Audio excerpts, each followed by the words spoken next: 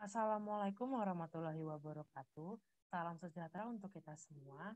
Baik, di hari yang indah ini, perkenalkan saya Talita Kumala, mahasiswa Pendidikan Teknik Bangunan Universitas Negeri Jakarta dengan nomor induk 15036257 akan mempresentasikan tugas saya dengan judul analisis isi, strategi mode pembelajaran, dan sintaks pada mata pelajaran gambar teknik.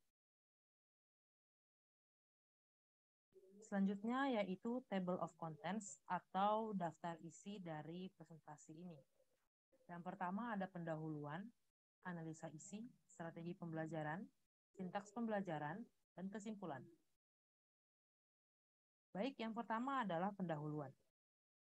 Untuk pendahuluan, saya akan membacakan tentang latar belakang permasalahan dari makalah ini. Yang pertama yaitu adalah latar belakang. Sebenarnya tenaga pendidik itu sebenarnya diharuskan untuk mampu menciptakan proses belajar mengajar yang menarik dan meningkatkan pemahaman peserta didik. Hal tersebut sejalan dengan pendapat Mulyana yang berpendapat bahwa kemampuan pendidik dalam mengembangkan media pembelajaran merupakan salah satu faktor penentu keberhasilan peserta didik dalam mencapai kompetensi yang diharapkan. Oleh karena itu, sangat penting bagi pendidik untuk dapat merancang media pembelajaran yang berguna untuk menunjang keberhasilan peserta didik dalam mencapai kompetensi dasar yang sudah disiapkan. Uh, Apa sih yang harus direncanakan oleh pendidik? Yaitu adalah isi dari mata pelajaran tersebut. Lalu sebagai pendidik kita juga harus menentukan strategi dan media pembelajaran serta sintaks atau gambaran proses pembelajaran yang akan kita lakukan tersebut. Selanjutnya, saya akan melakukan analisa isi dari mata pelajaran gambar teknik sesuai dengan KD yang sudah saya siapkan. Baik, untuk mata pelajaran gambar teknik ini sendiri adalah mata pelajaran yang berisi dasar-dasar dari cara bagaimana menggambar teknik yang tentu saja harus dikuasai oleh siswa sekolah menengah kejuruan, apalagi jurusan desain permodelan dan informasi bangunan atau yang sekarang disebut dengan DPIB. Di mana salah satu kompetensi dasarnya yang saya angkat adalah mengklasifikasikan dan menggunakan huruf, angka, dan etiket pada gambar teknik. Untuk materi dari kompetensi dasar ini yang dipaparkan adalah huruf yang digunakan dalam gambar teknik, penggunaan angka dalam gambar teknik juga, dan yang terakhir adalah etiket dalam gambar teknik. Untuk jam pelajarannya 144 jam mata pelajaran. Setiap satu mata pelajaran itu 40 menit. Lalu saya akan masuk ke materi yang pertama, yaitu huruf yang akan digunakan dalam gambar teknik. Yang pertama itu adalah huruf yang akan digambar teknik. Itu sebenarnya untuk mendapatkan hasil tulisan yang indah dan serasi diperlukan suatu standar perbandingan antara tinggi, lebar, dan tebal bagi orang teknik yang seharusnya mempunyai bekal keterampilan cara menulis huruf angka teknik, bukan huruf yang bervariasi. Dalam gambar teknik ini, bantuan huruf yang sering digunakan adalah huruf vertikal dengan standar ISO atau International Organizations of Standardization. Seperti yang ada di gambar ini adalah huruf standar ISO. Apa sih standar huruf ISO itu? Yang pertama itu diatur dari tinggi hurufnya. Seperti tabel ini, huruf kapital itu sebaiknya dibuat serasi antara tinggi, lebar, dan tebal. Untuk ukurannya sudah ada di tabel yang tertera ini. Lalu yang kedua itu adalah lebar huruf. Lebar huruf sendiri itu sudah diatur. Misalkan yang pertama, lebar huruf kapital umumnya 7/10 atau 2/3 tinggi huruf. Yang kedua itu huruf E, F, J, L, T, dan angka lebarnya itu 1/2 tinggi huruf tersebut. Yang ketiga itu lebar huruf M adalah 4/5 tinggi. Yang keempat, huruf-huruf kecil memakai antara lebar 7/10 atau 2/3 tinggi. Selanjutnya setelah huruf, kita juga harus mengetahui penggunaan angka dalam gambar teknik. Biasanya penggunaan angka dalam gambar teknik ini digunakan pada saat kita untuk melakukan pengukuran skala. Sebelumnya, skala itu apa? Skala itu adalah perbandingan ukuran gambar dengan objek yang sebenarnya. Untuk pada gambar arsitektur, sipil, dan bangunan lainnya, skala itu sangat penting untuk menghasilkan ukuran sebenarnya. Pemakaian skala pada gambar berarti menyajikan perbandingan nyata dari benda. Skala kecil biasanya kurang memperhatikan dengan jelas detail yang dihendaki secara penuh. Untuk skala itu terbagi menjadi dua, yaitu skala angka atau skala kecil, besar, dan pembesaran. Yang kedua skala blok atau garis. Skala angka sendiri itu adalah skala yang dinyatakan dalam perbandingan angka. Misalnya 1/5, 1/10, 1/20, 1/50, 1/100. Artinya, bila satuan panjang menggunakan sentimeter, berarti tiap panjang 1 cm ukuran gambar, objek menggambarkan ukuran sebesar objek 100 cm di kehidupan asli. Lalu untuk skala blok atau skala garis, ini atau yang maksud saya skala batang, skala batang ini umumnya dipergunakan antara ada gambar peta atau situasi. Kalau untuk gambar teknik ini, untuk menentukan satuannya dinyatakan dengan blok-blok atau garis. Skala ini juga dalam bentuk garis lurus yang terbagi dalam beberapa bagian yang sama panjang.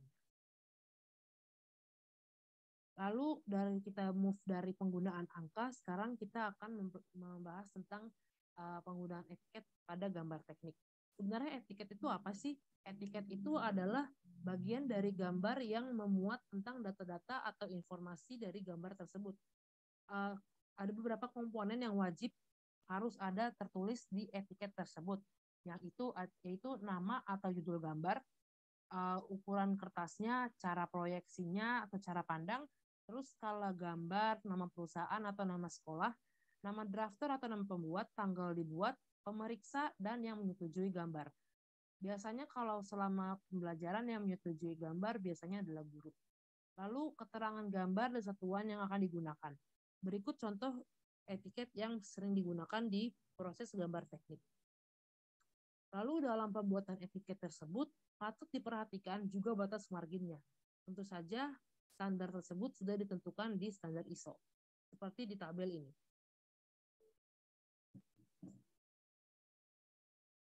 Harapannya, dengan tersampaikannya materi yang sudah disampaikan, kompetensi dasar gambar teknik tentang mengklasifikasikan menggunakan huruf, angka, dan etiket itu tercapai di setiap siswa. Dan tentu saja hal itu akan tercapai dengan strategi pembelajaran yang sesuai dengan mata pelajaran tersebut. Lalu apa sih strategi mata pelajaran yang sesuai? Itu akan kita bahas selanjutnya. Baik, kita akan membahas tentang strategi model pembelajaran pada mata pelajaran gambar teknik, khususnya KD mengklasifikasikan dan menggunakan huruf, angka, dan etiket pada gambar teknik. Dalam proses pembelajaran mata pelajaran gambar teknik yang berdasarkan KD pada bab A, yaitu mengklasifikasikan dan menggunakan angka, huruf, dan etiket pada gambar teknik, menurut saya, setelah melakukan riset, model pembelajaran kolaboratif bisa diterapkan. Selain itu, model pembelajaran kolaboratif ini karena menggunakan pendekatan konstruktivisme di mana proses pembelajaran ini berpusat pada siswa dan peserta pendidik hanya menjadi fasilitator. Sebenarnya untuk pengujian ini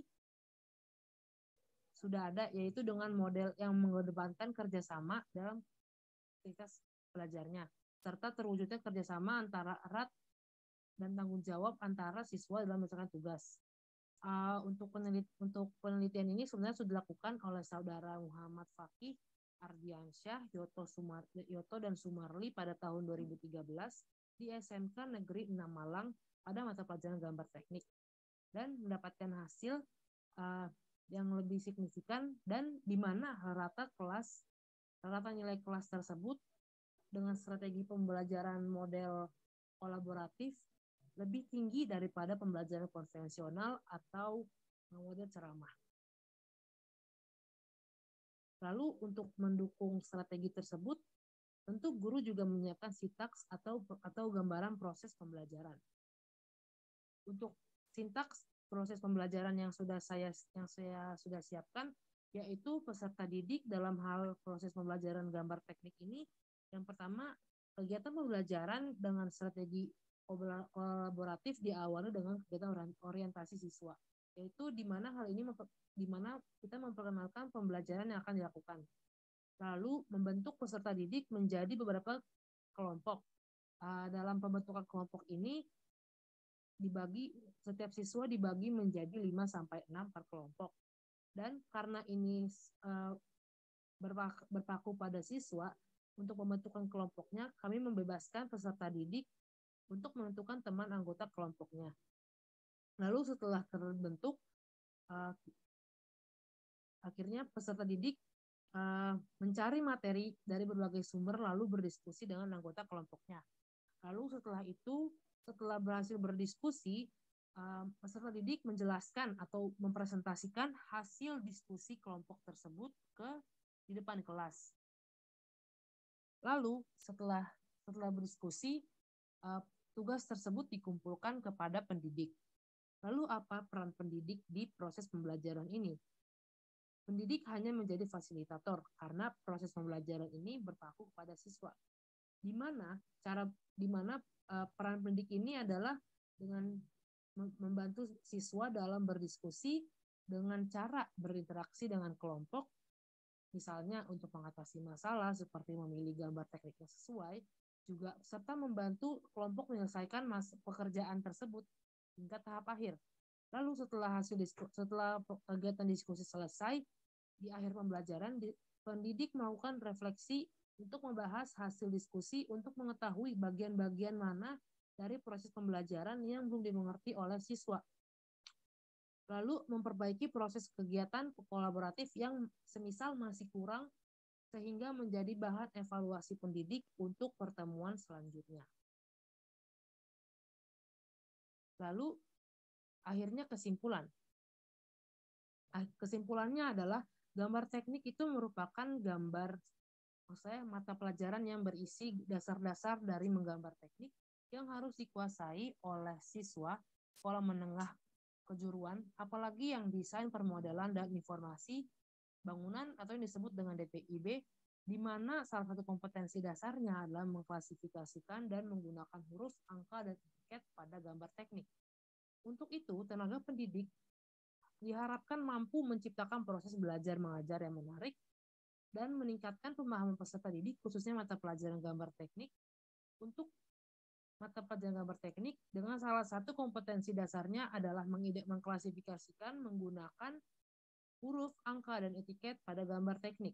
Lalu, strategi pembelajaran kolaboratif dapat digunakan karena membantu siswa menemukan dan membangun sendiri pemahaman mereka tentang materi pelajaran gambar teknik yang mungkin tidak dapat ditemukan pada metode konvensional atau metode ceramah yang berfokus pada guru. Hasil pengujian tentang penerapan model pembelajaran kolaboratif ini sudah diterapkan pada penelitian Muhammad Fakih Ardriansyah, Yoto Sumarli pada tahun 2013 pada kelas 11 SMK Negeri 6 Malang pada mata pelajaran gambar teknik yang menyimpulkan bahwa strategi pembelajaran kolaboratif dan strategi pembelajaran konvensional itu lebih signifikan dengan strategi pembelajaran kolaboratif. Ada sedikit quotes dari Henry Ford, yaitu if everyone is moving forward together, then success take care of itself. Sekian dari saya, kurang lebihnya mohon maaf. Terima kasih.